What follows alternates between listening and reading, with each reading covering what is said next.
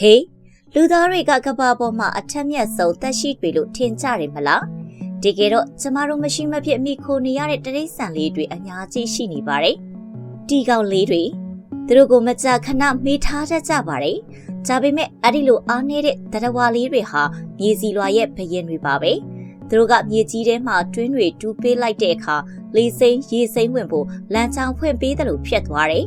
ဒါကအခြားမြေအောင်တတဝါတွေအတွက်ရောအပင်အမြစ်တွေအတွက်ပါအရန်အရေးပါတယ်ဒီကောင်ရှိတဲ့နေရာမှာဖက်ထရီယာနဲ့မိုတွေလည်းပေါက်ဖွာလာတတ်တယ်ဒါကမကောင်းဘူးလို့ထင်ရပေမဲ့ဒီကောင်လေးတွေကအာဟာရဓာတ်ကိုဖြိုခွဲပြီးအပင်တွေစုပ်ယူလို့ရအောင်ကူညီပေးတယ်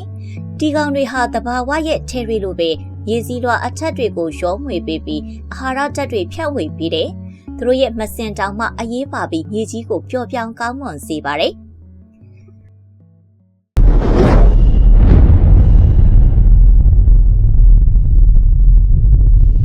ဖရွက်စိတ်တွေမျိုးစိတ်ပေါင်း12000ကျော်ရှိတဲ့ဖရွက်စိတ်တွေအပေါ်တဘာဝဆွေးမြေ့ပျက်စီးမှုအတွက်ကျမတို့မိခိုနေရပါတယ်သူတို့လည်းဒီကောင်တွေလိုပဲတွင်းတူးရင်မြေကြီးလွှာကိုထွန်ရက်ပေးတယ်အဲ့လိုလိုရင်မြေကြီးကိုလေဝင်လေထွက်ကောင်းအောင်လေလုပ်ပေးပါသေးတယ်ဒါကြောင့်မြေစီလွှာတဲကအာဟာရတွေကိုပြန်သုံးလို့ရစေပြီးတော့ကျမတို့စားတဲ့အပင်တွေကောင်းကောင်းကြီးထွားနိုင်တယ်။သူတို့ကမျိုးစိတ်လေးတွေကိုလည်းတည်ဆောင်ပေးတယ်။သိပ္ပံအရပြောရရင်ဖရွက်စိတ်တွေဟာဂျုံ၊ကော်ဖီ၊ချောကလက်အထွက်နှုံးကိုတောင်တိုးစေတယ်။သူတို့မရှိရင်နက်နက်ခင်းကော်ဖီ၊ချောကလက်နဲ့ပေါင်မောက်တွေပုံမှန်မရနိုင်တော့ဘူး။ပြီးတော့သူတို့ကပိုးမွားတွေကိုလည်းစားကြတယ်။လူတွေအတွက်အန္တရာယ်ရှိတဲ့ကပ်ပါကောင်တွေတည်ဆောင်နိုင်တဲ့တန်းရင်ပိုးလောင်ချက်ပိုးတွေကိုစားပေးတယ်။ Plankton အများစုက Plankton ဆိုတာအပင်တွေလိုပဲထင်ကြတယ်။တကယ်တော့ဒီစကားလုံးကရှေ့အောက်မှာနေပြီးကိုယ်တိုင်သိမ့်မရွေးနိုင်တဲ့ဘဲသက်ရှိကိုမဆိုချီးညွှန်းတာပါ။ Plankton တွေက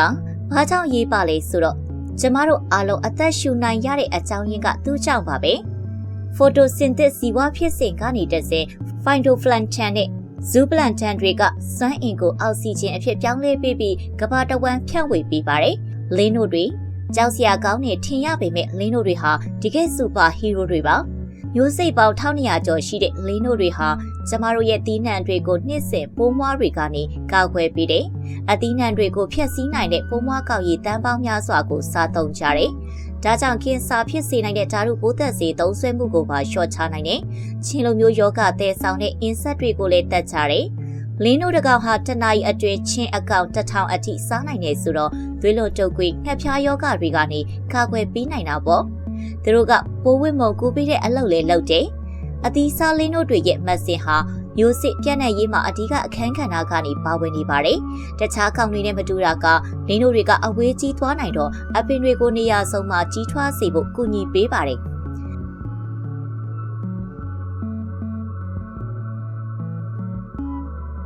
ပြားတွေပြားတုတ်ခံရရင်တေချာပေါက်လာတယ်။ခြားပေမဲ့ပြားတွေမရှိရင်တော့လူသားတွေရှင်သန်နိုင်မှာမဟုတ်ဘူးဆိုတာသိကြလား။လူသိများတဲ့ပြားမျိုးစိတ်ပေါင်း2000ကျော်ရှိတယ်။သူတို့အားလုံးကကျမတို့အတွက်အရေးကြီးတဲ့အရာတစ်ခုကိုလုပ်ပေးကြတယ်။အစာထုတ်လုပ်ပေးတာ